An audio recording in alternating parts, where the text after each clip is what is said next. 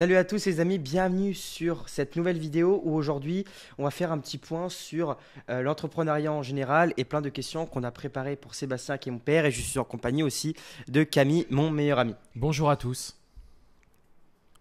Donc directement papa, pour commencer, ce que je vous propose c'est déjà me donner un petit peu votre parcours entrepreneurial, déjà le tien papa où tu as un beau bagage derrière toi et Camille aussi bien évidemment te présenter un petit peu pour que les personnes en face de nous apprennent plus à nous connaître. Donc très rapidement, entrepreneur depuis que j'ai 23 ans. Donc aujourd'hui j'en ai 48, ça fait 25 ans que j'entreprends. Je me suis lancé très rapidement dans l'entrepreneuriat. C'était pour moi une voie échappatoire pour pouvoir finalement être libre, libre de mes pensées, libre de mes actions. Donc j'ai commencé par le e-commerce dans les années 2000, donc au tout début d'Internet. Ensuite, j'ai revendu mon entreprise plus de 10 ans après. J'ai ensuite créé une entreprise dans l'import-export. Où là je distribuais à des points de vente en France. J'avais à peu près 120 points de vente en distribution sur comment dirais-je, des accessoires. Donc j'avais développé ma propre marque, mon propre branding. Ensuite, j'avais lancé une activité autour de la cigarette électronique puisque c'était très en vogue à l'époque et j'ai saisi l'opportunité, mais ça a été très éphémère aussi. Et ensuite, je suis parti à l'étranger, en Asie, où j'ai créé une conciergerie d'appartements pour des locations en courte durée sur Airbnb. J'ai fait également de la sous-location. Et puis ensuite, je suis rentré en France. J'ai refait les mêmes business, conciergerie, sous-location. Et je suis aussi également investisseur immobilier puisque j'achète des appartements et que j'exploite principalement en location courte durée. Donc voilà un petit peu qui je suis aujourd'hui. Et puis je suis aussi le développeur et le créateur de l'application Guest Lucky, une application qui est dédiée justement à tous les investisseurs immobiliers ou tous ceux qui font de la conciergerie pour gérer leurs appartements en location courte durée. Donc voilà un petit peu qui je suis pour une présentation très résumée. Ouais, très résumé mais très concrète, donc un beau bagage, donc bravo à toi. Et du coup Camille, je te laisse à ton tour. Bonjour à tous, alors moi c'est un petit peu plus court que Sébastien parce que j'ai démarré l'entrepreneuriat il y a maintenant 6-7 mois. Donc j'ai arrêté les études à 19 ans. J'étais en BTS aménagement paysager, donc j'étais paysagiste. Et dû aux influences à mon grand-père et à Sébastien et Pierre, j'ai décidé de mettre le pied à l'étrier et d'avoir une première expérience dans l'entrepreneuriat avec mon meilleur ami qui est ici, Pierre, justement dans le nettoyage, mais vous le savez du coup sur la chaîne. Donc voilà principalement mon parcours. Et toi du coup, on va te laisser te présenter aussi. Ouais, je vais terminer, hein, bien évidemment, le meilleur pour la fin. Moi du coup c'est Pierre, j'ai du coup démarré l'entrepreneuriat à mes 18 ans, donc ça fait faire maintenant 2 ans. J'ai commencé donc par la sous-location en parallèle de mes études pendant mon BTS. Sauf que je me suis vite rendu compte en rentrant des vacances que le BTS n'était pas du tout ce que je voulais. Du coup, au bout de la première année, donc j'ai fait le choix d'arrêter pour me consacrer à 100% du coup dans l'entrepreneuriat de la sous-location. Sauf qu'en parallèle, il y a eu le nettoyage qui est arrivé, même très rapidement après, dès que j'ai stoppé les études. Et donc, j'ai démarré cette activité-là. Ça va faire maintenant plus d'un an et demi que j'ai ensuite embarqué aussi Camille avec moi, mon meilleur ami du coup. On a continué à développer tout ça ensemble. Et aujourd'hui, donc, on partage notre quotidien sur notre chaîne YouTube Pierre et Camille autour de l'entrepreneuriat, de la sous-location et aussi du nettoyage. Donc, Ok. voilà un petit peu pour moi mon parcours. Bon bah c'est cool. Donc aujourd'hui, on se retrouve pour une interview pour parler de business, d'argent, Ouais, c'est ça. de mindset aussi. Ouais, tout à fait. On trouvait ça bien de pouvoir vous faire une vidéo. Perso, moi, tu vois, quand je vais sur YouTube, j'aime bien regarder des vidéos comme ça où Ouais. on entend parler de tout, de business, de comment on peut gérer son argent, comment on peut l'investir, comment démarrer dans l'entrepreneuriat pour les Ouais. jeunes, pour les personnes plus âgées. Donc voilà. Papa, j'ai une petite question pour toi. Mhm. Avant de commencer, tu peux être un petit peu plus rapide puisque c'est juste pour que les gens comprennent un peu plus. Comment aujourd'hui t'en es arrivé à arrêter au tout début le e-commerce? Parce qu'on le sait, ça fonctionne encore hein, quand même. Hein. Comment t'en es arrivé à là? Et du coup, comment t'en es arrivé à créer ta propre conciergerie et faire de la sous-location? Alors pour moi, c'est deux questions bien Oui, séparées. Donc c'est vraiment deux questions complètement différentes. Donc la première, par contre, elle est très intéressante. Bah, je comprends pourquoi tu poses cette question, parce que tu dis pourquoi finalement tu as enchaîné sur quelque chose qui n'a rien à c'est voir ça. finalement. C'est ça. Donc déjà, on va répondre à la première question. Pourquoi pourquoi j'ai arrêté le e-commerce, c'est ça? Ouais, comment t'en es arrivé à arrêter le e-commerce? Le e-commerce, j'en ai fait pendant plus de 10 ans, quasiment 12 ans. Donc j'étais arrivé un petit peu à la fin. Et ce qui s'est passé, c'est que quand moi je me suis lancé dans le e-commerce, j'ai développé mon propre site internet. Donc on a beaucoup communiqué, on a développé le site web. Alors quand je dis on, c'est parce qu'à l'époque j'avais donc un associé, un copain d'école avec qui on s'est associé finalement sur ce projet-là. Ça a duré donc 12 ans et on a traversé plein de choses, plein d'histoires. C'est même très long à raconter tellement ça a été énorme, très enrichissant et en même temps un vrai parcours de vie.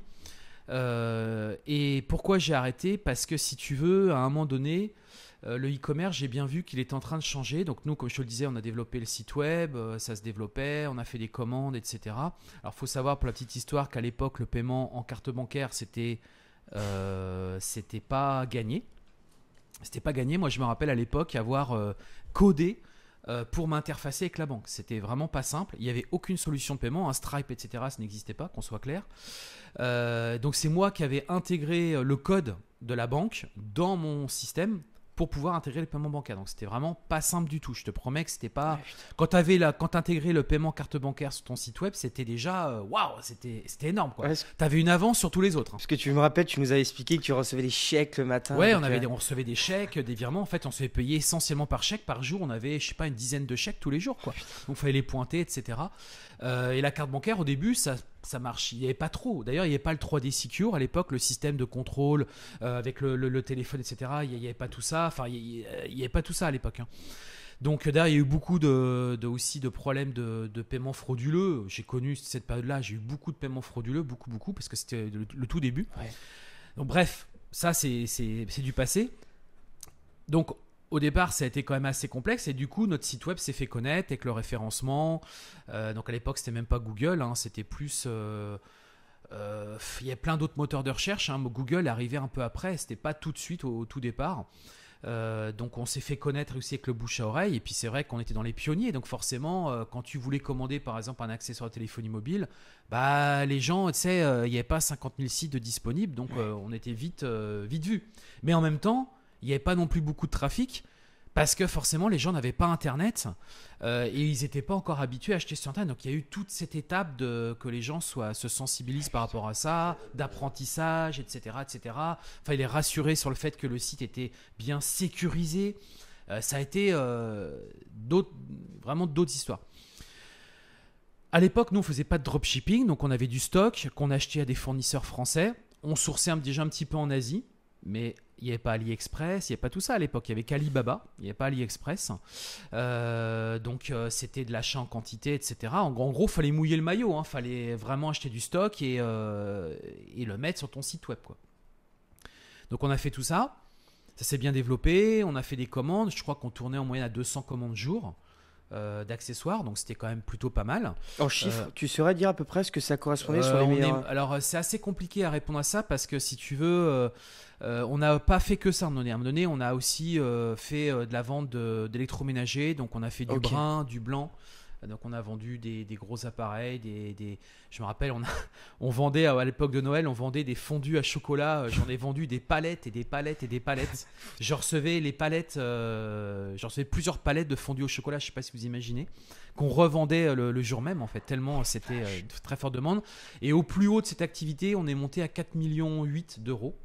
Au plus haut. De CA. De CA, voilà. Par contre, ouais, en une année. En fait, en une année, moi, ce qui m'a marqué, c'est une année justement qui a été charnière, c'est qu'on est passé de 2,2 à 4,8 millions en une année. Ça a été énorme. Grosse progression. Et en fait, ce qui s'est passé, c'est qu'à un moment donné, est arrivé les marketplaces. Et plus particulièrement Amazon. Et là, j'en rappellerai tout le temps avec mon associé, on a eu un désaccord. Parce que lui voulait absolument se mettre sur les marketplaces pour pouvoir développer les ventes. Je lui dis oui, mais moi je te le dis, c'est la mort du business. C'est terminé. C'est-à-dire que là, sur du court terme, tu vas gagner de l'argent parce que tu vas te mettre sur les marketplaces, mais sur du long terme, c'est terminé. Notre site web, tu peux dire adieu, on vendra que sur les marketplaces, on sera à la merci de ces sites-là, et en fait, on sera dépendant d'eux. Et moi, je ne voyais pas ça d'un bon oeil. Et effectivement, ça a confirmé puisque j'ai laissé passer un petit peu le temps. Donc au début, on s'y mettait pas trop et on voyait bien que tout notre chiffre, il baissait. Et donc lui, il m'a dit, le seul moyen qu'on a, c'est de se mettre sur Marketplace. Sauf que moi, je voulais pas. Par la force des choses, il a bien fallu le faire. Il a bien fallu s'y mettre. Et là, je me suis dit, on a un tournant. Je me suis dit, est-ce qu'il n'est pas temps de partir et de laisser quelque part la place à quelqu'un d'autre. Soit, donc lui, il voulait continuer, lui. Parce qu'il n'était pas dans la même logique que moi. Et moi, dans ma tête, j'avais commencé à développer un réseau de professionnels, de magasins, de points de vente, parce que vu qu'on avait du stock et qu'en plus on sourçait très bien les produits et qu'on avait tout le temps des produits nouveaux et innovants sur le marché, parce qu'il faut savoir que la téléphonie mobile, ça a marché tous les mois, ça bougeait. Ouais, c'est vrai. Là maintenant un peu moins, parce que tout le monde est assez focalisé sur l'iPhone, donc l'iPhone c'est une fois par an, on va dire. À l'époque, je peux t'assurer que ça n'arrêtait pas, hein. C'était quel constructeur allait avoir le dernier téléphone portable en vogue. Et donc nous, les cycles de vie des téléphones, c'était en gros un mois. Et donc quand les magasins ont vu que nous, on avait tout en stock et qu'on avait plein de... Alors là, c'est bien ce que je vous dis là, mais ça a été aussi le début des problèmes, parce que qui dit avoir du stock éphémère dit que bah, à bout d'un moment, ton stock, tu peux le jeter, quoi. Donc c'est ça aussi qui a été un vrai problème par la suite, que j'ai compris plus tard, c'est que le stock a été, et tu verras pourquoi je te parle de stock par la suite, a été pour moi aussi le début de vraies problématiques, parce qu'en fait mon stock il se dépréciait chaque année, au bout d'un moment il valait 0 €, il valait plus rien en fait. Et donc tu pouvais tout balancer, on a balancé des cartons et des cartons de stock à la poubelle, parce qu'en fait il valait plus rien. Parce que forcément le cycle de vie des téléphones était tellement court, c'est-à-dire qu'en même temps c'était le côté intéressant. C'était le côté qui faisait que vu qu'on était les pionniers et qu'on avait tout de suite le stock, bah forcément tu vendais très très bien, mais en fait ça dépréciait très très vite. C'est comme si t'achetais, je sais pas, une matière première et que en fait cette matière là elle se dépréciait, je sais pas si tu te rends compte en termes de c'est-à-dire qu'en fait ça fait un pic et vite ça redescend, donc faut vite sentir le truc, quoi. Ouais, C'était vraiment très très dur. Et donc les marketplaces ont commencé à faire du mal. Donc moi je me suis dit en fait ce qu'on va faire, c'est que moi je vais développer la partie pro. Donc j'ai monté une autre société où là j'ai commencé à faire que du gros. Donc là je suis allé en Chine, en Asie, etc. Et là j'ai sourcé de plus en plus. J'ai développé ma propre marque qui s'appelait Ends Up, avec les packaging, tout ça. Donc tout ça, j'ai développé aussi un concept de dépôt-vente. À l'époque, c'est-à-dire que les magasins, en gros, je leur disais, c'est simple, vous me virez tous les concurrents. Et en contrepartie, je prends tous les mètres linéaires. Donc le plus gros, je crois qu'il avait 10 mètres linéaires, ce qui était énorme. Et en fait, il n'y avait que ma marque sur 10 mètres de long. Et tous les produits, c'était ma marque. Et par contre, c'est la contrepartie. Si vous me virez tous les concurrents, il n'y a que moi qui vous vend. La contrepartie, c'est qu'on fait un concept de dépôt-vente. C'est-à-dire qu'en gros, ils ne payent que ce qu'ils vendent. Donc c'est moi qui m'engage dans le stock. Et derrière, vous ne vous facturez que ce que je vous vends. Donc, j'ai développé un outil, un logiciel pour faire tout ça, pour mesurer les ventes. J'avais un commercial terrain qui faisait les inventaires tous les trimestres pour vérifier s'il n'y avait pas des différences entre ce qu'on facturait et tu vois. Et en plus de ça, dans ma tête, je m'étais dit comment je peux avoir des revenus en automatique qui payent mon commercial. Et ben en fait, j'ai mis en place un système d'abonnement. Donc en fait, tous les mois, ceux pour travailler avec moi, il fallait que tu verses 80 ou 90 €, je ne sais plus, par mois pour adhérer à mon concept. Ah oui, d'accord. Et vu que j'avais une centaine de points de vente, en fait, tous les mois, j'avais en gros 8-9 000 €, si tu veux, de récurrents. Ouais, tous les mois, qui tombaient. Ça, c'était du net, du coup, c'était juste une adhésion. C'était une adhésion, c'est un abonnement. Et en contrepartie, moi, je leur disais, on vous fait un inventaire, on reprend du coup les invendus, parce que les gars, ils ne voulaient pas gérer les invendus, donc on prenait les invendus. Mais nous c'était de la perte, donc tu vois, c'était assez ambitieux mon projet, et ça a bien marché parce que j'ai pris des parts de marché très très fort dans cette entreprise là. Et voilà, je vais m'arrêter là parce que je veux répondre précisément à ta question. Et pourquoi à un moment donné donc j'ai arrêté le e-commerce, c'est parce que j'ai rebondi sur une activité dans le même domaine, mais plus sur cette fois-ci le gros. Parce que j'avais une idée en tête. Donc j'ai revendu mes parts et je suis sorti.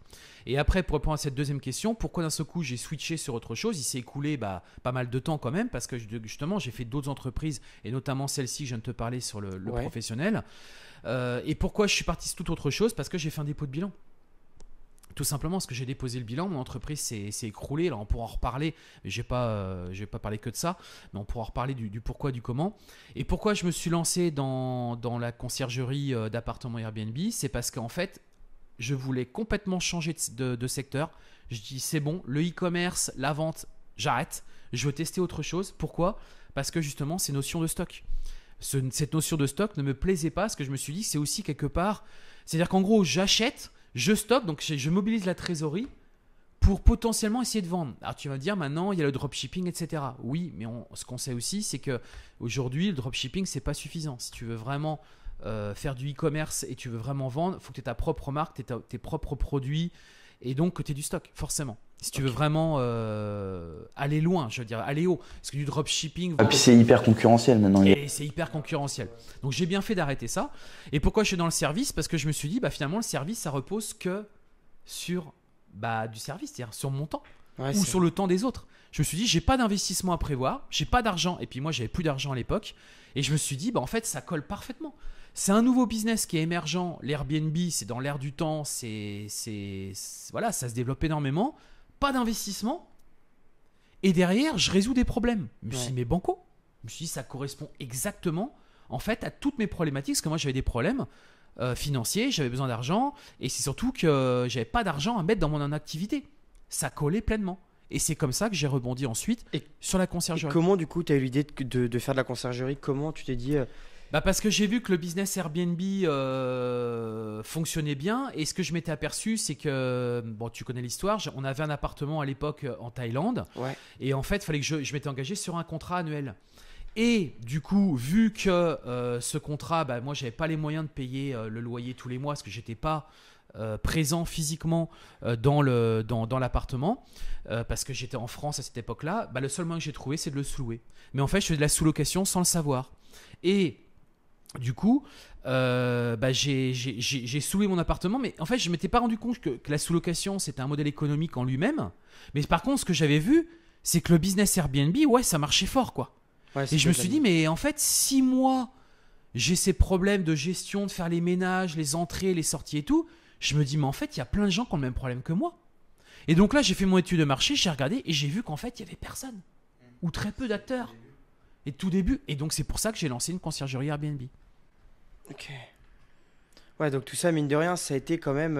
à chaque fois, il y avait une ligne en fait qui suivait. C'est que tu n'as pas pris les décisions comme ça. Ah non, ça n'a jamais été au hasard. À chaque fois, c'était réfléchi, analyse de marché, mais pas analyse au sens tu fais ton business plan. C'est plus au sens je voyais ce qui se passait. Je voyais qu'il y avait quelque chose à faire. Mais c'est fou parce que c'est comme je te l'ai dit pas mal de fois, c'est que mine de rien, à chaque fois que tu as créé quelque chose, c'était soit avant tout le monde ou soit au tout début.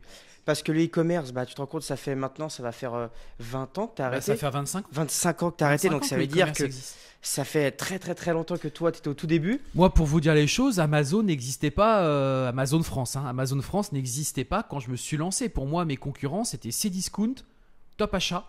C'était mes deux principaux concurrents. Et après, j'avais mes petits concurrents directs. Qui était à l'époque maison du GSM, je me rappelle, et puis il y avait aussi GSM Factory, enfin tous ces petits sites finalement où les gars ils ont comme moi vendu des… En fait on était sur la même niche, quoi. Ouais, et puis même en parlant du coup de la conciergerie sous location, moi je me rappelle au tout début quand tu avais fait ce business là, du coup personne ne connaissait parce que même moi mes amis me disaient il fait quoi ton père dans la vie et tout, et même moi je ne savais pas comment l'expliquer. C'est-à-dire que du coup pour l'expliquer je disais il fait du Airbnb parce que c'était impossible, ou alors je disais sous location, personne ne connaissait cette activité. Et même le Airbnb, oui c'était utilisé, mais aujourd'hui, c'est tout le monde parle de Airbnb. C'est-à-dire, tu loues un appartement pour partir en vacances. J'ai pris un Airbnb. Alors que le mec, il a juste pris une location comme ça. Et c'est pour ça qu'encore une fois, tu avais quand même bien flairé le truc parce que ça va faire quoi ? Ça va faire maintenant 11 ans que tu fais de la conciergerie sous location. Et c'est pour ça que quand je vois comment maintenant tout le monde parle de cette activité et que moi, je repense au tout début, l'avant Covid, que tu as passé cette activité en même temps du Covid et tout, franchement, moi, je t'applaudis sur tout ça. C'est vrai que tu as le don quand même pour flairer. Ouais, c'est toujours ce que je t'ai dit. Sébastien Moret a un don pour flairer les bons business.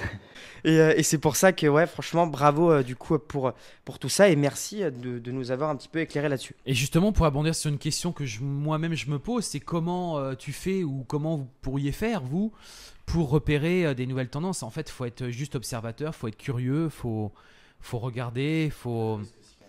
Oui, oui. Il y a Ouais, une mais prise de risque qui est maximale. Ouais, mais j'ai une autre question, c'est qu'aujourd'hui, comment tu peux évaluer le risque? C'est très compliqué d'évaluer le risque sur un business émergent ou Bah en nouveau. fait, c'est l'argent. Quel argent tu mets sur la table, quoi. Voilà, Si tu on mets est très d'accord. peu d'argent sur la table, bah, le risque pour moi il est nul, quoi. Bah, c'est pour Le ça, risque, c'est juste que d'essayer. c'est pour ça qu'on Bah, a faut créé le essayer. nettoyage. Bah oui, C'est typiquement pour ça que moi j'ai créé l'activité nettoyage. ça coûte rien de tester. Camille, je te laisse prendre le relais parce que je pense que tu as pas mal de questions aussi. J'ai préparé mon petit calepin.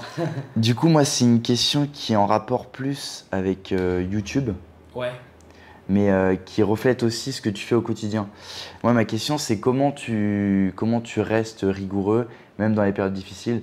Comment tu arrives à toujours être rigoureux dans ton travail? Parce que du coup, tu as les vidéos qui sortent tout le temps, même par rapport aux shorts, quand nous on les fait tous les deux, on fait une fois par semaine une session, on se fait plein de shorts. Donc comment tu arrives à gérer tout ça, même les podcasts, tout ça? Bah parce que si tu veux, moi aujourd'hui, j'estime que soit je fais les choses à fond, ou soit je le fais pas.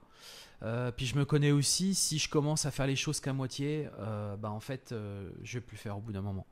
Donc je préfère me donner cette rigueur et en fait, c'est devenu pour moi pas une obligation, mais c'est devenu comme si c'était un cadre de travail. Je sais que je dois faire ça, c'est comme ça. Chaque semaine, je fais des webinaires, je fais des vidéos, des podcasts. Mais c'est aussi parce que j'aime ça. C'est ce que j'allais te dire. C'est que C'est aussi parce que j'aime ça. Là, par exemple, aujourd'hui ou demain, je dois tourner le podcast. Tu le sais bien, puisque c'est toi qui vas le monter.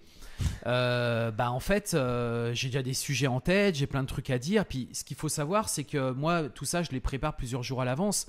C'est-à-dire que chez moi, le soir, je me couche ou le matin, je me lève devant mon café et puis je réfléchis. Je me laisse inspirer aussi par l'actualité, les sites d'actualité, les Américains, les youtubeurs français aussi que je regarde forcément, la concurrence, qui disent, qui parlent, etc. En fait, tout ça, je le prends, ça rentre dans ma tête et puis au bout d'un moment, je me dis qu'est-ce que je... Non, même pas, je me dis qu'est-ce que je pourrais apporter comme pierre à mon édifice en termes de réflexion. Et en fait, ou des fois, ça peut être moi qui est confronté à une situation et je me dis tiens, ça pourrait être intéressant de partager justement cette situation. Et en fait, c'est que j'aime naturellement, moi, expliquer ce que je fais en fait. J'aime ça naturellement. Ça me plaît. Et ça se voit parce que tu sais, bah moi maintenant je manque à plus, mais c'est moi qui prends les appels pour les personnes qui veulent s'inscrire avec nous. Et là, dans 80% des cas, ce qui ressort des appels au tout début, bah déjà ils remercient pour tout ce que tu apportes au quotidien sur YouTube. Et en fait, pourquoi ils viennent avec nous? C'est parce qu'en fait, ils sentent qu'il y a une sincérité derrière. C'est-à-dire que tes vidéos ne sont pas forcées, même quand nous on voit au quotidien tourner tes vidéos, etc. Bah on sent qu'en fait ça te fait kiffer quoi. Que limite la vidéo elle pourrait durer 2 heures. Tu aurais toujours un truc à dire, mais moi, c'est moi des fois qui te dis ah bah, papa, là, la vidéo, elle va durer longtemps parce que de toi-même, tu pourrais parler, dire, parce que tu as plein de choses à dire et parce que tu aimes ça. Et c'est pour ça qu'aussi, je te suis là-dessus, c'est que tu m'as toujours dit, et d'ailleurs, c'est quelque chose que tout le monde doit prendre en compte, c'est que pour que quelque chose fonctionne, avant tout, c'est qu'il faut le vouloir et il faut aimer ce que tu fais. Ouais. Si tu te lèves le matin et que tu es à fond, eh ben, ça va fonctionner. Et c'est ça que tu m'as toujours appris là-dessus. Ouais, tout à fait. Ouais. Non, puis t'attires quelque part pourquoi tu es une bonne communauté, je pense. Parce que moi, je suis du coup dans le community management et je vois que les gens sont quand même très ressemblants par rapport à toi. C'est qu'en fait, tout ce que tu renvoies, bah, en fait, les gens s'y retrouvent. C'est ça. Et c'est pour ça que du coup, tu es une bonne communauté. C'est pas comme, tu vois, il y a des grosses stars, t'as de la confusion dans la communauté, t'as de tout, t'as des haters. Bon, toi aussi, t'as des haters, mais Oui, comme partout. Mais ce que je veux dire, c'est que dans le fond, quand tu regardes les commentaires YouTube, et quand tu regardes aussi bah, dans tes séminaires, donc tes élèves, ils ratent pas une seule vidéo. Ils ratent pas une seule vidéo. Parce que je pense que, tu vois, c'est un copain qui me le disait. Il me dit, t'es resté simple. Parce que je suis resté très simple, tout simplement parce que j'ai une éducation. Mes parents sont des parents, voilà, ils étaient des Français moyens. Bah, comme moi, de toute façon, je me considère comme un Français moyen, même si je suis peut-être dans le plus, mais je suis pas... tu vois ce que je veux dire? Et mes parents ont toujours été avec une bonne éducation, le respect des autres, Être la humble. politesse. Alors humble, en fait, Quand j'étais plus jeune, en fait, sans le faire exprès, je l'étais pas forcément parce que si tu veux, c'était l'euphorie de gagner de l'argent, etc. Et donc, tu as l'impression que tu es un peu le surhomme. Mais j'ai vécu une période de ma vie qui a tellement été dure que là, ça te remet les pendules à l'heure, quoi. C'est pour ça, quand des fois, je vois certains youtubeurs qui sont en mode ouais, on verra dans 10 ans, quoi, ou dans 5 ans, on verra. On refera le point, on verra où t'en es. On verra où t'en es. Parce que là, tu surfes sur une vague, mais la vague, elle est pas tout le temps en haut. Hein. Ça va redescendre à un moment donné. Hein. Donc oui, il faut rester humble un maximum. Et je sais d'où je viens. Et puis voilà, moi je suis un. Et je pense. J'ai une famille, tout ce qu'il y a de plus normal. Et ce que tu expliques là, je pense que c'est la raison aussi pour laquelle tu es encore là. Parce que, tu sais, je ne vais pas peur d'entrer dans le sujet, c'est que proposer des formations en ligne, aujourd'hui, c'est très compliqué. C'est pas bien vu, on le sait, parce que tu as de tout, tu as beaucoup d'arnaques sur Internet, tu sais pas où aller. Et je pense qu'aujourd'hui, ça va faire 6 ans que tu accompagnes tes élèves. Et je pense qu'aujourd'hui, si tu es encore là, c'est parce que ce que tu dégages, les gens se ressentent en faire à travers toi. Quand ils te voient toi, ils ont l'impression de se voir eux-mêmes. Moi, ils me le disent. Ils me disent, quand on voit ton père, en fait, ils ont même des fois l'impression que tu es quelqu'un de leur famille. Enfin, que tu es avec eux. Et c'est ça que les gens ont besoin. Et c'est pour ça que les gens ont confiance en toi. Bah oui, parce que quand on se voit, par exemple, au séminaire, ou même si je devais les rencontrer, en fait, moi, je vais aller boire un verre avec eux, je vais aller manger avec eux. Enfin, comme si ils pourraient même venir chez moi. Venir déjeuner avec moi, j'ai aucun problème. Il y en a un qui veut venir déjeuner. S'il y a un bon feeling, il vient déjeuner chez moi. Enfin, et t'as une personne, je sais plus quand elle m'a dit ça, on appelle en plus, c'est très récemment, elle me dit, moi je demande du coup si je peux la tutoyer. Elle me dit, oui, de toute façon, dans les vidéos, on se tutoie. Et après, il se reprend et dit, ton père, il nous tutoie. Et tu sais, le truc, ça fait vraiment. Tu sais, quand il met ça, je me suis dit, putain, c'est vraiment. Bah oui, parce que moi, je considère que. Enfin, je sais pas, je suis pas dans ce truc. Enfin, moi, si j'ai réussi à faire tout ça, tout le monde peut le faire. Et en fait, je suis pas un surhomme et j'ai rien d'exceptionnel. C'est juste que, parce que j'ai travaillé, parce que je sais pas, parce que je sais pas, tout s'est bien aligné. Mais je sais aussi que tout peut s'arrêter demain. Tout peut s'arrêter demain. Tout. En une fraction de seconde. Donc c'est pour ça, en fait, là tu me vois là, mais on sait pas demain de quoi demain peut être fait. Et j'ai une question après, Camille, je te laisserai parce que du coup ça va rebondir. Et je pense que c'est une question que beaucoup de gens se posent. Tu as parlé de Papy Ami, enfin du coup de tes parents, par rapport à l'entrepreneuriat, comment eux l'ont vécu et comment tu as fait? Bonne question. Moi je sais, mais du coup c'est très important, je pense. Moi, ce qui m'a un peu, pour vous dire la vérité, moi j'ai fait des études. Poussé par mes parents, ils ont eu raison, hein, d'ailleurs, ils ont eu raison. Et forcément, moi, je sors d'une époque où fallait faire des études, quoi. Et puis, le schéma de mes parents, c'était fait des études pour avoir un bon travail. Et tu as fait des études d'ailleurs d'ingénierie en informatique. Enfin, moi, j'ai fait un DUG, licence, maîtrise, et j'ai eu un titre d'ingénieur maître. Ok. En gros, j'ai fait un IUP, c'est-à-dire qu'en gros, c'est une filière plus professionnelle pour avoir un titre d'ingénieur, ce qui m'a permis d'avoir un bac plus 4, alors qu'un ingénieur d'école à un bac plus 5, donc ça fait une différence. Voilà. D'accord. D'ailleurs, dans mon travail, c'était chiant parce qu'il y avait toujours cette comparaison. Moi, j'ai un bac plus 5, toi, t'as qu'un bac plus 4. Ça, c'était galère. Et dans les grosses boîtes, les gars, je me rappellerai tout le temps quand j'étais salarié. Moi, je disais que j'étais ingénieur. Et eux, ils disaient ah ouais, mais non, t'as le bac plus 4, donc dans la grille, t'es pas sur la bac plus 5. Je dis, mais c'est bon, je fais les mêmes boulots, je côtoie les mêmes salaires, on fait le même travail. Enfin, je dis stop, quoi. Non, vous me mettez sur la grille bac plus 5. Et d'ailleurs, quand j'allais sur les entretiens d'embauche, moi je disais, vous m'embauchez comme un bac plus 5, sinon je rentre pas. Parce que j'étais recherché, parce que j'avais un profil de développeur informatique, si tu veux, et c'est quand même des profils qui sont assez recherchés. Okay. Alors moins maintenant, parce qu'il y a quand même beaucoup plus de monde sur le marché, puis parce que les technologies sont beaucoup plus, on va pas rentrer dans le détail, mais sont beaucoup plus accessibles à monsieur, madame, tout le monde. Mais à l'époque où moi je faisais, je peux t'assurer, et les technologies sur lesquelles j'ai travaillé, notamment du Java, toi et Pierre, vous pouvez pas le faire aujourd'hui, c'est impossible. Ou alors il faut faire des... Il faut se former. Des grosses formations. Et du coup, bref, c'était quoi la question déjà? Du coup, comment Papy Ami l'ont... Ah ouais, donc du coup mes parents, j'en parlais tout le temps, donc moi je travaille, tout ça, donc je finis mes études, je suis embauché, j'ai un bon salaire dans une belle entreprise avec des beaux projets. J'étais donc en Bretagne, j'étais à Rennes, et en fait moi ça me plaisait pas. En fait, côtoyer des salariés, côtoyer des collègues ne me plaisait pas. Les ambiances café à 10h, les ambiances collègues, Je kiffais pas du tout.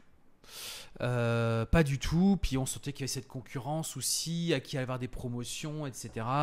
Et ça me plaisait pas. En fait, je me sentais pas bien. C'est simple. Je le vivais mal, hein, et j'étais même triste. J'étais même triste. Je rentrais chez moi le soir avec ma femme et tout, et il y a eu des soirs où j'étais pas bien. J'étais vraiment pas bien. Et l'entrepreneuriat. Et en fait, ce qui s'est passé, c'est que j'ai développé un petit site perso. Où en fait, donc maintenant ça s'appelle des blogs, mais à l'époque on appelait ça des petits sites perso, sites personnels. Et en fait, moi je mettais plein de trucs là-dedans, des articles, je faisais des services gratuits, je proposais des trucs, tu pouvais télécharger des logos, des sonneries sur ton téléphone, toujours dans la téléphonie mobile, parce que j'étais passionné par la téléphonie mobile. Donc en fait, je ne parlais que de téléphonie mobile. Et donc c'était pour moi un échappatoire. Tu vois, parler de téléphonie mobile, de la technologie, etc., c'est un échappatoire.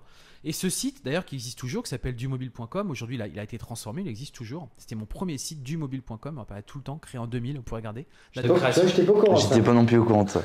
Et il existe toujours, dumobile.com, vous regarderez. Je sais plus s'il a mon nom ou si j'avais transféré, je sais plus, vous regarderez. Et je crois qu'il est toujours à mon nom, d'ailleurs. Bref, ce site, c'était un site perso, et en fait, il a commencé à avoir du trafic. De plus en plus de trafic. Et je commençais à mettre de la pub et je gagnais de l'argent avec de la pub. Et là, c'est là où j'ai commencé à mettre le pied dans l'entrepreneuriat et dans la création d'entreprise. Et donc, quand j'ai créé ma première boîte, parce que je sentais qu'il y avait quelque chose à faire, là, je commençais vraiment à. Donc, c'était au tout début. Donc, je dis ça à mon père, on parlait tout le temps. C'était un dimanche. Ils viennent. Donc, eux, ils étaient au Mans et ils viennent sur Rennes. Donc, je les reçois. Je revois la scène, hein, parce que j'avais un petit jardin et on avait la table. Moi, j'étais à droite, mon père était en face à gauche. Et j'appelais tout le temps.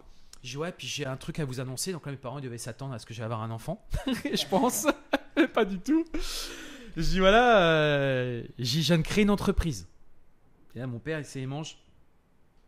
Il lève la tête, il me regarde. Il se remet à manger. Je viens de créer une entreprise. Puis ça, je vois bien, ça réagit pas, quoi.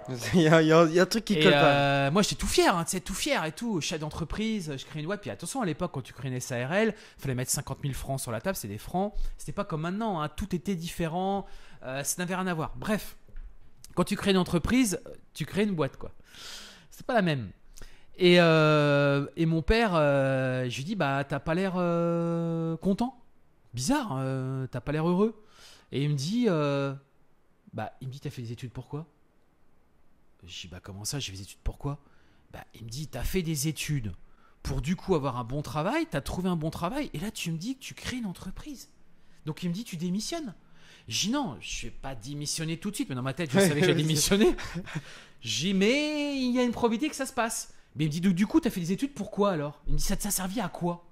Bah, j'ai dit, en fait, ça m'a servi et ça va me servir parce que je fais du e-commerce, et donc, justement, bah, je vais manipuler l'informatique et donc justement je vais pouvoir mettre à disposition mes compétences dans ma propre entreprise. Mais c'est pas vraiment convaincu. Et voilà, il y a peut-être 10-15 ans après, je me rappellerai tout le temps, par contre c'est ma mère qui m'a dit elle me dit c'est quand même incroyable, quoi. Elle me dit tout ce que tu fais. Elle me dit on n'aurait jamais cru que notre fils aurait eu autant d'idées et aurait été autant impliqué dans ces entreprises.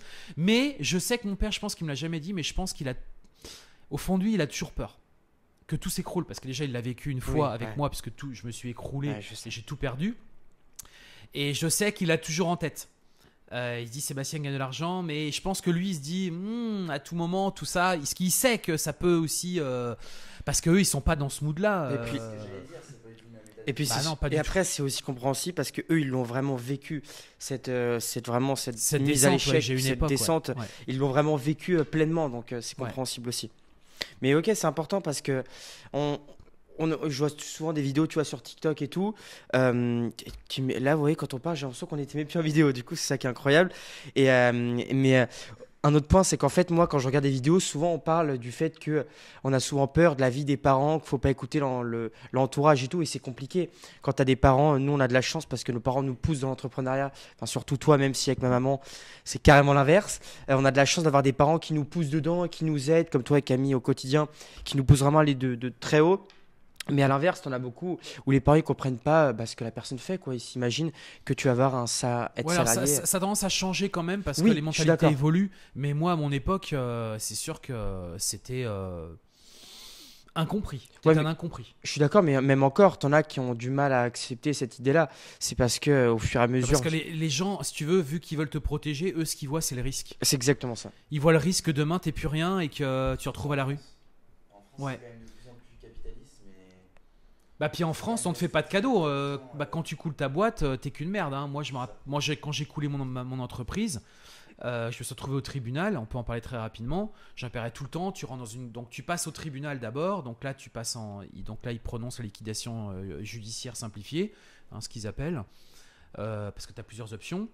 Donc là, il décide. Donc le gars, il dit bon, tac. Et là, il dit bon, maintenant, on se retrouve tous derrière. Donc là, tu passes derrière. Et là, tu rentres dans une très grande pièce.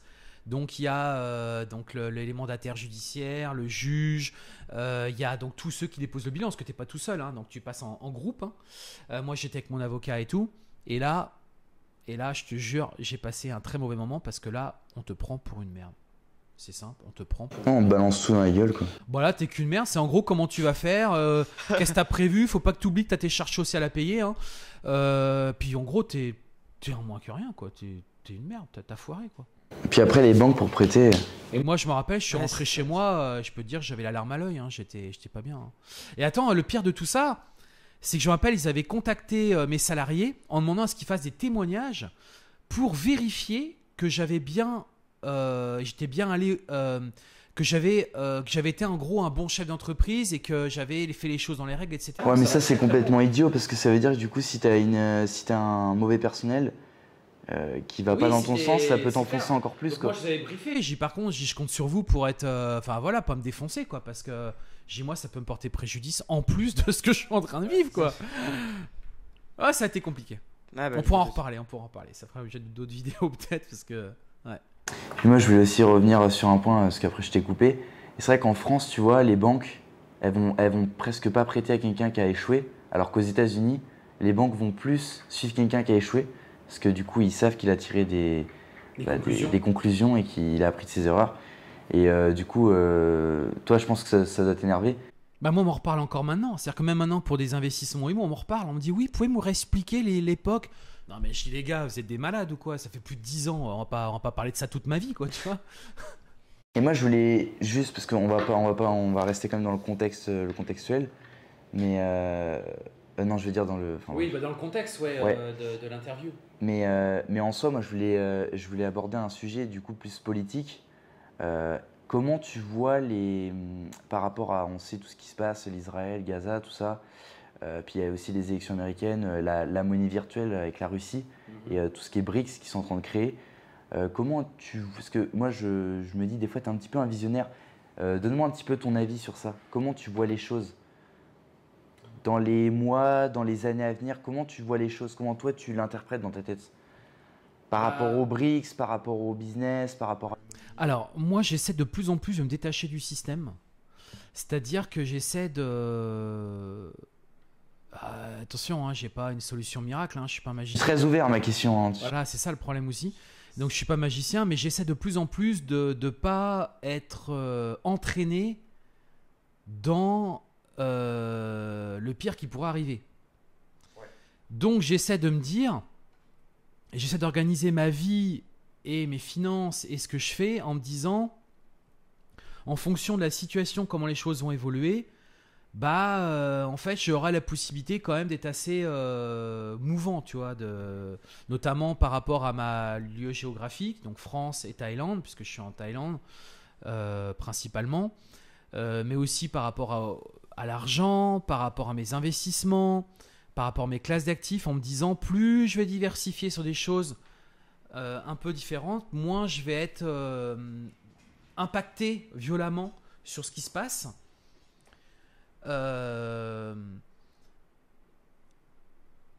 Et après, dans ce qui va se passer, etc., moi, je suis pas très optimiste, quoi. Je me dis que ça va déraper. Je pense aussi. Et justement, aujourd'hui, quel est le meilleur investissement aujourd'hui? Je crois qu'on en a déjà un petit peu parlé. Une matière un petit peu refuge. Bah, aujourd'hui, moi, je vais de plus en plus dans l'or, ouais. Ok. Ouais, parce que je me dis que c'est un moyen de préserver mon argent, quoi. Mais J'ai aussi lu que c'est pas à 100%. Mais moi je pense que c'est la meilleure solution parce que la pierre, s'il y a une Ça guerre, reste la meilleure solution. ça reste la meilleure solution. La bourse, ça dépend d'un gouvernement. La crypto, si c'est détourné, voilà, on n'a pas encore de recul. L'immobilier, c'est de la pierre, ça peut être détruit. La L'or, crypto, le c'est pas problème, pareil. c'est que en fait, les gouvernements font tout pour contrôler un maximum, avoir une vue sur ce qui se passe. Donc, même si c'est décentralisé et que justement l'objectif c'est de ne pas être dépendant d'un État, le fait est que les réglementations sont de plus en plus fortes et c'est aussi que tu prends par exemple Binance. Ils sont sous le contrôle Du FBI ou de la SEC. Ouais, du FBI. C'est-à-dire qu'en fait, ils ont une visibilité sur ce qui est en train de se passer dans plus ou moins. En fait, ils ont accès à tous les comptes, à mon avis. Donc, en fait, on dit que oui, mais enfin, s'ils voient que que Monsieur Machin a fait un transfert vers un autre compte. Bon, en fait, on sait l'argent où il va, à qui. Enfin, tu vois, on peut remonter les pistes, quoi. Donc, en fait, t'es toujours traqué, quoi. L'or, puis aujourd'hui, on peut pas tout payer en crypto. Je suis désolé, on peut pas payer tout en crypto, quoi. C'est pas possible. Par contre, avec l'or, c'est vrai que l'or, enfin mine de rien, c'est quand même l'ancêtre de l'argent. Depuis la nuit des temps, il y a toujours eu des échanges, des achats avec l'or. Voilà, et puis donc pour moi, oui. Après, faut pas mettre tout ça dans le même panier non plus, comme on dit à chaque fois. Et c'est bien, oui, d'être tenir un petit peu d'or. Ouais. Alors, surtout en ce moment, vu que ça fluctue et je suis convaincu que ça va continuer. Mais voilà. Ok. T'avais peut-être une petite question. Ouais, j'ai une autre question qui. Alors du coup, là, papa, j'ai une autre question qui est un peu en rapport avec celle de Camille. C'est est-ce quelqu'un qui se lance aujourd'hui dans le business, est-ce que tu lui conseillerais plus un business physique ou un business en ligne? Sachant que quand je parle en ligne, je parle aussi, tu vois, de quelqu'un qui est nomade digital, qui monte des vidéos un peu comme Camille. Ouais, freelance, tout ça. Voilà. C'est vrai qu'aujourd'hui la demande, il y en a beaucoup parce qu'en fait les réseaux sociaux aujourd'hui sont énormément développés, tout le monde est sur internet, etc. Et donc forcément il y a énormément de demandes. Mais en même temps il y a aussi beaucoup de gens qui font ça aujourd'hui, beaucoup. Donc est-ce que tu vas être capable de tirer ton épingle du jeu sur un business en ligne? Je sais pas parce que c'est quand même très... Mais c'est en même temps là où il y a toute la demande. C'est le carnet d'adresses qui va faire que tu vas bosser avec des gens. Et après, le business physique, si l'investissement... Parce que l'avantage du business en ligne aussi, c'est que l'investissement, il est faible. Au pire, tu vas payer une formation, acheter 2-3 logiciels. Mais par contre, le business physique, généralement, c'est quand même source quand même plus d'investissement quand même. Un peu plus. Bien que la conciergerie, par exemple, tu résous des problèmes, tu fais du service et effectivement, tu n'as pas trop d'investissement à prévoir. Mais par contre, tu résous des vrais problèmes. Mais ça veut dire que tu vas gérer des humains ou ça veut dire que toi, tu vas y passer du temps parce que forcément, c'est soit c'est de la technique, soit c'est de l'humain. Ouais. Donc, si tu résous un problème, c'est forcément soit un outil, des logiciels, de la technique, soit c'est un humain ou voir les deux en même temps, quoi. Mais aujourd'hui, personnellement, moi je l'ai vu, pour démarrer dans le business, si tu veux de l'argent rapidement, ce qui marche le mieux, c'est de la prestation de service. Tu n'as pas besoin d'investissement et tu en as besoin partout. Ouais. C'est comme nous, on fait du nettoyage, tu as de la conciergerie, il y a plein d'autres choses. Sauf que c'est vrai qu'il y a plein de plateformes où tu peux, en fait, tu mets tes services à disposition et il y a quelqu'un qui commande ton service. Tu peux même être auto-entrepreneur pour bosser pour quelqu'un d'autre. Moi, je le dis très simplement ici. Quelqu'un qui aujourd'hui est en galère financière, qui n'a pas d'argent, qui ne sait pas quoi faire, mais faites du nettoyage, faites du service pour la personne et vous allez faire de l'argent tout de suite. Moi, je le dis combien de fois que quand tu fais du Airbnb, on a des conciergeries, etc. Si demain, tu as vraiment besoin d'argent, tout de suite, tu as besoin de 1000 balles, 2000 balles, tout de suite, mais putain, fais les ménages de tes appartements. Ouais, c'est clair. C'est clair. À d'autres. Il y a plein de... Ça m'intéresse. Alors oui, t'échanges ton temps contre de l'argent, mais enfin, demain, tu as 2000 balles sur ton compte qui tombe. Et sur du court terme, c'est bien, justement. Donc quand les gens me disent j'ai pas d'argent, c'est parce qu'en fait tu te bouges pas le cul. Parce qu'en fait là aujourd'hui, c'est vraiment de la demande. Je suis d'accord. Surtout dans ces milieux-là. Non, je suis d'accord et c'est important. C'est pour ça que je venais sur ce sujet-là parce que on peut souvent se poser la question. Et pour moi, si tu veux faire de l'argent rapidement, je l'ai bien vu au quotidien sur le nettoyage, sur tout ça. Et va nettoyer des terrasses à des gens, va nettoyer les carreaux d'entreprise. Et je leur fais des offres à pas cher. Le gars, il va signer. Et même les conciergeries. Demain, tu as besoin d'argent. Tu vas avoir une conciergerie. Tu es un bon auto-entrepreneur. Tu bosses bien. Il va dire oui direct. Il va te prendre que toi si tu bosses bien. Il va t'appeler tous les jours. Nous, on le voit au quotidien. Donc après, c'est sûr que si tu es dans un schéma d'entrepreneur et que tu veux développer ta boîte, c'est sûr que tu vas pas continuer à faire que ça.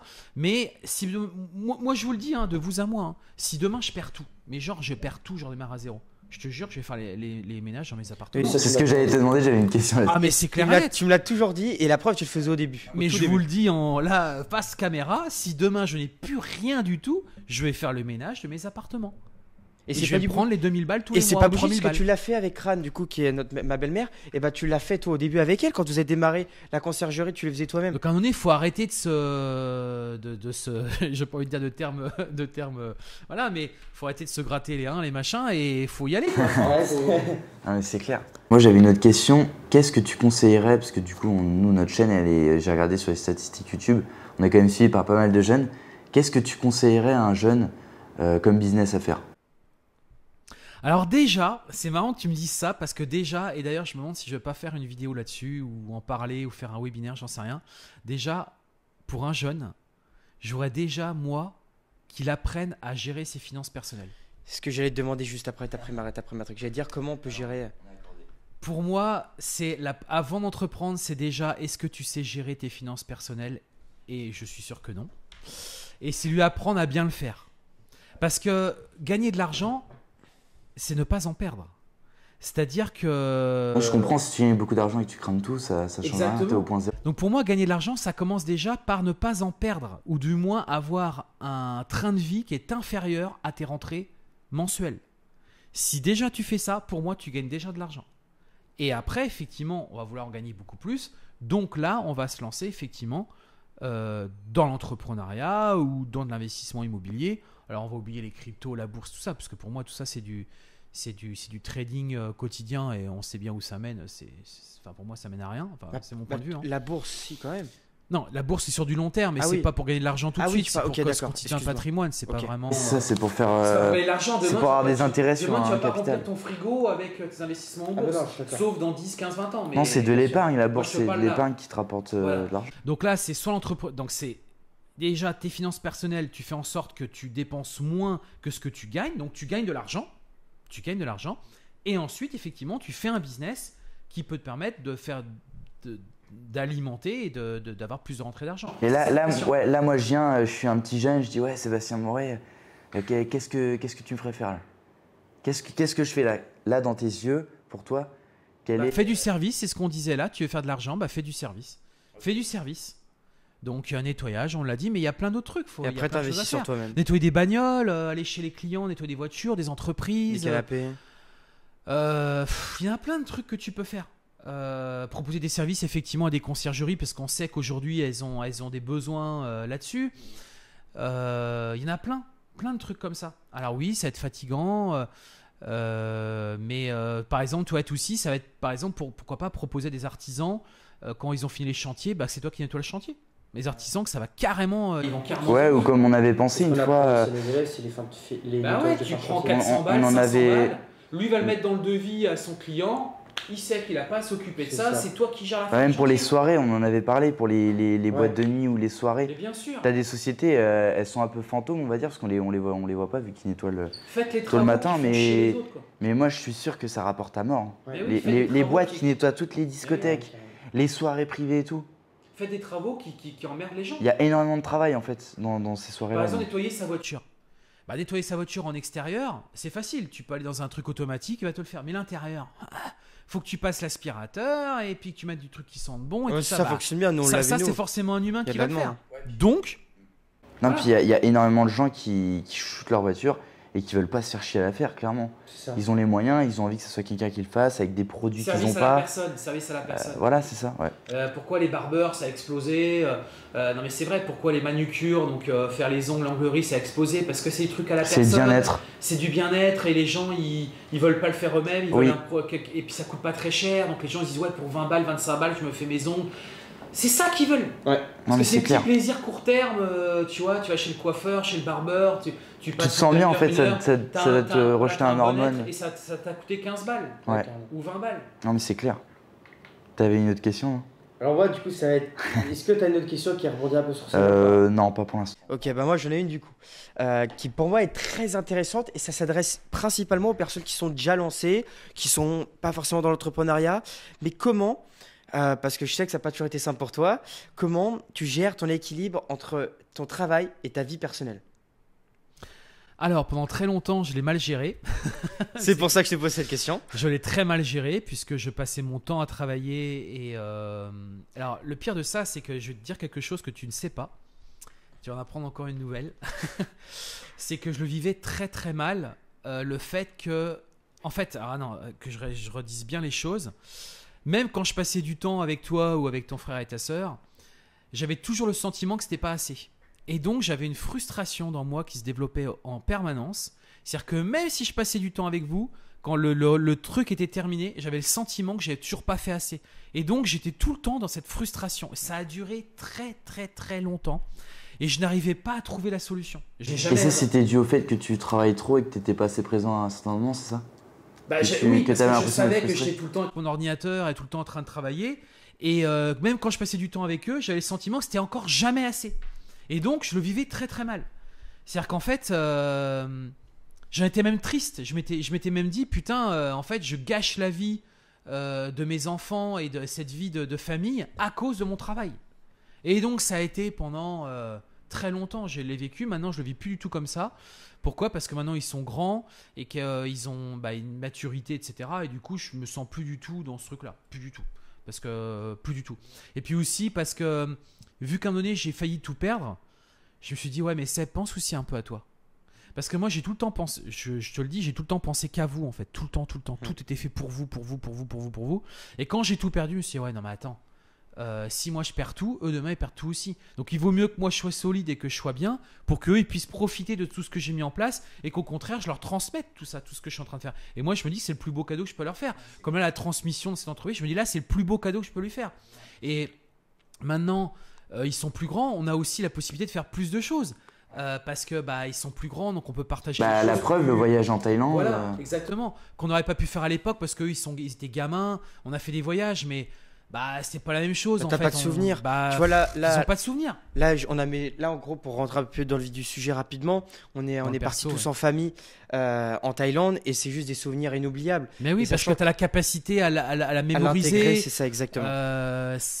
Après, quand on est petit, moi j'ai quand même beaucoup de souvenirs des voyages que j'ai fait. Je pense que honnêtement, quand t'es petit, tu vois tout en grand et tu vois pas les choses de la même façon. Et je pense qu'il y a certains voyages que je referais et je pense que j'aimerais pas. Parce que justement, je l'ai fait quand j'étais enfant. J'étais avec ma famille, j'ai toujours eu une bonne enfance, hein, je l'ai toujours dit. J'ai eu de la chance d'avoir mes parents, mes grands-parents. Et je sais que, par exemple, à Pornichet, quand on avait une maison de vacances à côté de la Baule, j'y étais presque tous les ans pendant 10 ans. Et je sais que quand je reviens, je suis un peu triste, tu vois. Je me dis, la maison, elle a été vendue. Ok, c'est bien et tout. Nostalgie. Mais j'ai l'impression qu'en fait, c'est tout petit. Alors qu'au début, ça me paraissait tout grand, tu vois. Ouais. Et il y avait plein d'éléments, des souvenirs, des meubles, une odeur, enfin tout. Oui, comme moi, la maison de mon grand-père qui était à la campagne, moi, mes grands-parents étaient agriculteurs et ils avaient une maison dans la campagne, si tu veux, quoi. Ouais. Avec les vaches, les poules, tout ça, quoi. Et je me rappelle, j'y allais et quand ça a été vendu, je me rappelle, j'étais gamin, j'avais 10 ans, je crois, un truc comme ça, ou 12 ans, je sais plus. C'est vrai que j'ai eu un pincement au cœur, quoi, parce que forcément, c'était mon lieu où je me retrouvais avec. En plus, alors là, pour le coup, j'ai plein de souvenirs, parce que là, je me rappelle très très bien. Je visualise bien toutes les pièces, les arrière-pièces, je visualise tout, quoi. Parce que d'ailleurs, il n'y avait pas de douche dans cette maison. Il n'y avait pas de douche. On se lavait au robinet. Ah ouais. Et ouais. Et à la bassine. Et oui, tout ça. Ah oui, à l'ancienne, quoi. Et oui, à l'ancienne. C'est pour ça que même, par exemple, comme moi, quand je vais en Thaïlande, que je vais dans la belle famille, il y a une douche maintenant, mais au début, il n'y avait pas de douche. Hein. Moi, quand j'y étais allé, je prenais de l'eau et tu te nettoies comme ça, quoi. Donc, à la dure. Mais ça m'a rappelé justement la période de mon grand-père où mes grands-parents, chez eux, je me lavais avec une bassine. J'avais une bassine et puis je prenais de l'eau et c'était ça la douche, quoi. Ouais. Et t'as d'autres questions, pas Camille, ou je continue? Non, moi c'était pas forcément une question, mais c'était plus une affirmation sur les voyages. je repensais à ça tout à l'heure. Et c'est vrai que j'espère qu'on aura la même opportunité que toi. Déjà, on commence, tu l'as même dit, ouais, déjà en Thaïlande. Énorme, Quand tu parles d'e-commerce en Chine, quand tu parles de la Thaïlande avec les conciergeries, et c'est vrai que lier boulot et voyage, bah, c'est énorme, quoi. Mais je vais rebondir sur ce que tu viens de dire. Il y a un truc que je viens de penser à l'instant. Mon problème avec vous deux, par exemple, qui connaissez justement les voyages très tôt, c'est que j'ai peur que vous soyez dans cette consommation, dans cette société de consommation où on consomme tout très vite et que vous soyez vite. Comment je pourrais vous dire? Vous soyez vite un peu blasé, un peu en mode ouais, bah, c'est bon, j'ai fait, je veux faire autre chose. Et en fait, Ah oui, ouais, je vois ce que tu veux dire. j'ai peur que vous appréciez pas en fait tout ce que vous vivez aujourd'hui. Parce que moi je l'apprécie parce que bah, moi j'ai pas pu faire ça quand j'étais jeune et je le fais maintenant parce que j'ai la capacité financière et j'ai la capacité aussi par rapport à mes activités, par rapport aussi au fait que les enfants sont grands et donc du coup maintenant j'ai cette liberté. C'est pour ça que je le prends, je le vis à plein, à fond parce que je me dis c'est maintenant. Et vous, j'ai peur que vu que vous êtes dans, c'est pas de votre faute, attention, hein, c'est vu que vous êtes dans une société de consommation où en fait on consomme tout très vite, on consomme du sexe, on consomme comment dirais-je, des voyages, on consomme Des vêtements, ouais, c'est clair. des restaurants, tout, vous consommez tout très très vite, alors que moi, bah non, moi il a fallu construire pour consommer tout ça, quoi. Et j'avais pas tout ça à disposition quand j'étais gamin.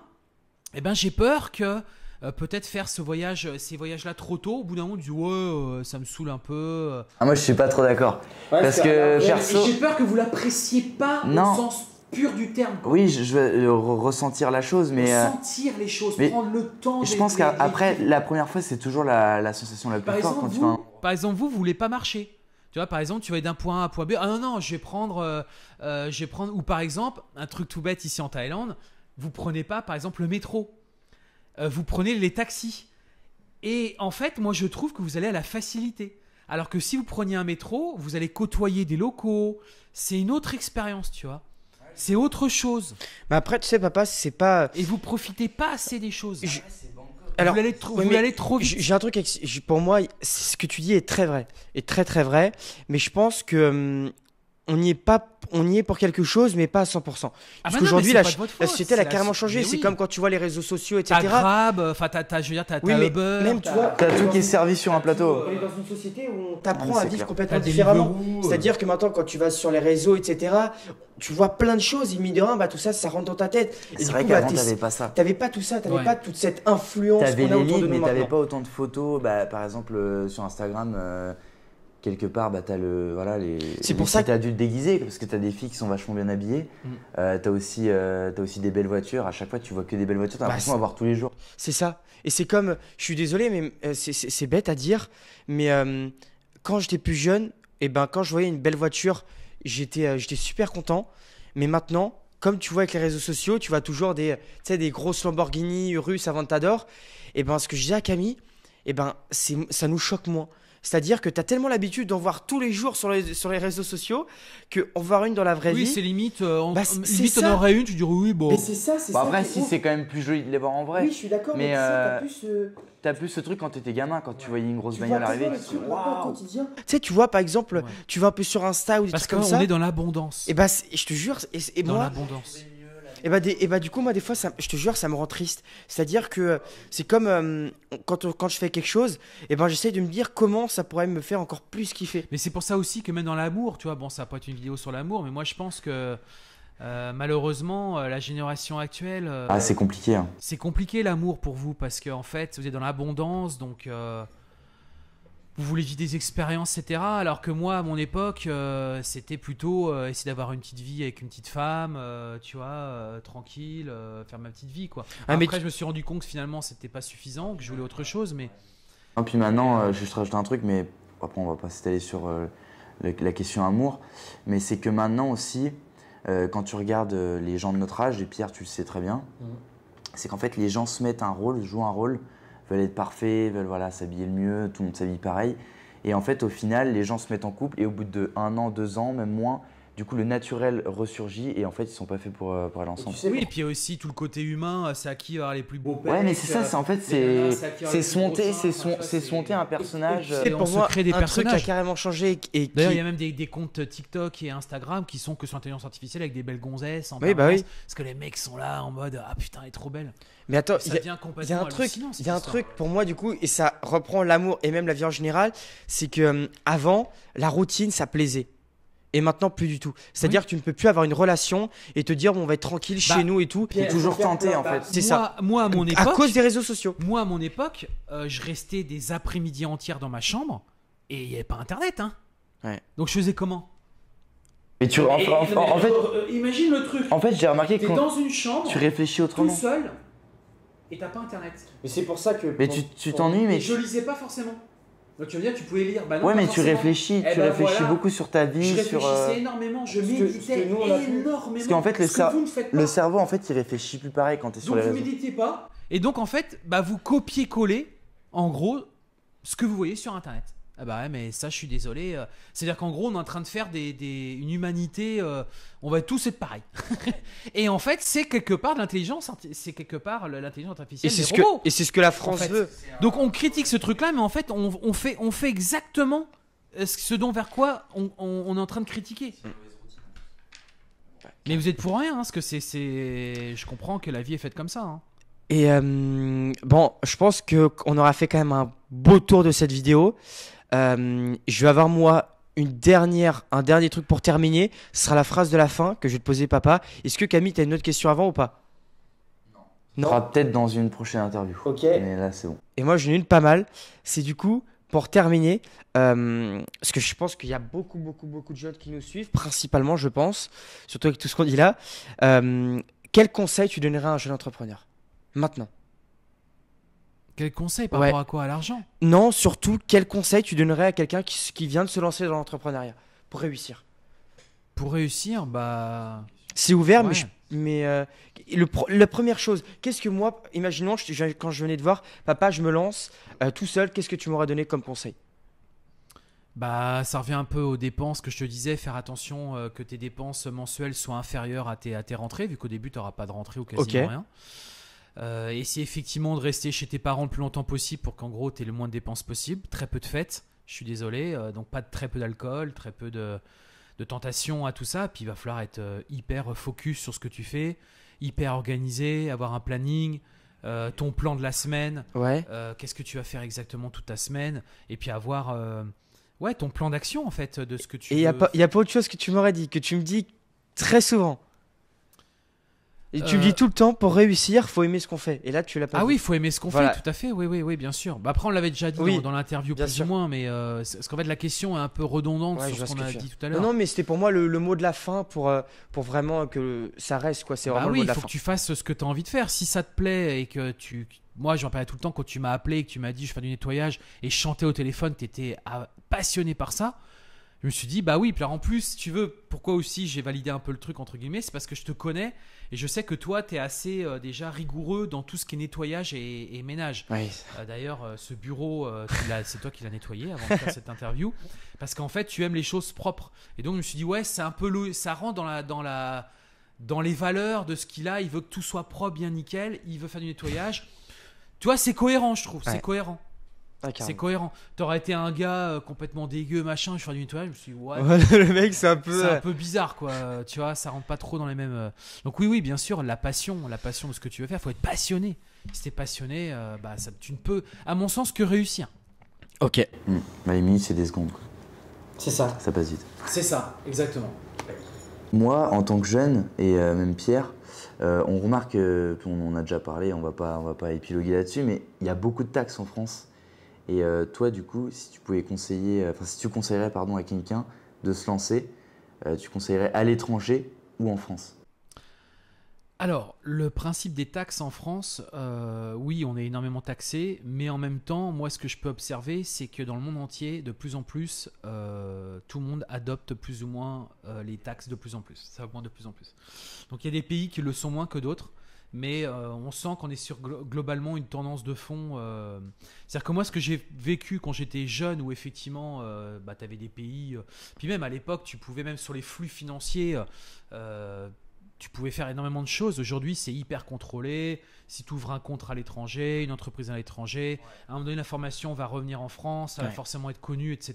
Il n'y avait pas tout ça à l'époque. Tout n'était pas aussi informatisé. Maintenant, c'est l'intelligence artificielle, etc. Donc honnêtement, la période un petit peu vague, un petit peu où on faisait un peu ce qu'on voulait, etc. Tout ça, c'est terminé, c'est aboli. Maintenant, tout est dans les règles, etc. Donc ça, faut s'y conformer. Faut accepter que tu auras des taxes, peu importe où tu seras, sauf si tu es à Panama, je crois. Et si tu es... Estonie aussi, t'as pas de taxes, il me semble. Ouais, mais attention, tout ça, ça peut bouger à tout moment. Donc oui, il y a l'Estonie, tu as aussi le Delaware, tu as quelques États comme ça où tu as encore des trucs et tout.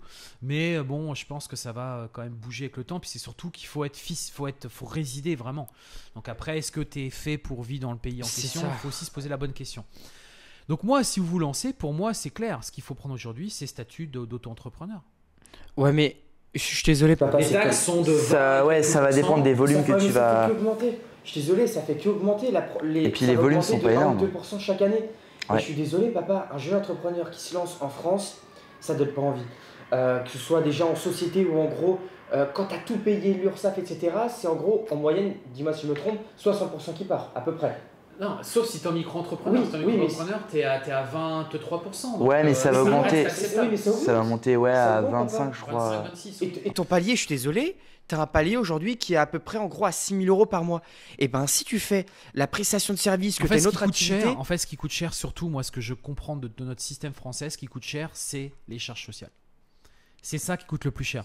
Quand un salarié te coûte quasiment le double de cotisation sociale, ou quand toi, quand tu es indépendant, c'était la sécurité sociale des indépendants, tu vas payer 45% de charges sociales et encore, tu n'es pas très bien couvert, donc faut limite prendre une assurance supplémentaire, et tu sais que ta retraite, de toute façon, tu n'en auras pas ou elle sera ridicule. Si tu veux, c'est là où tu es écœuré, est-ce que tu dis putain, j'ai quand même versé pas mal d'argent. Tu sais, en fait, le problème, c'est qu'en France, tu sais pas où elle va, et en fait, tu vois des cassos dans la rue, tu vois des gens qui branlent rien et ils vont limite gagner plus qu'un gars qui va se crever le cul. C'est un principe égalitaire sur qui, et ce qui est un peu normal aussi, sur qui a droit et accès au. Ouais, mais il n'y a plus la mairie, il y a plus le principe de méritocratie. Il y a plus le principe du mérite de gagner ton argent.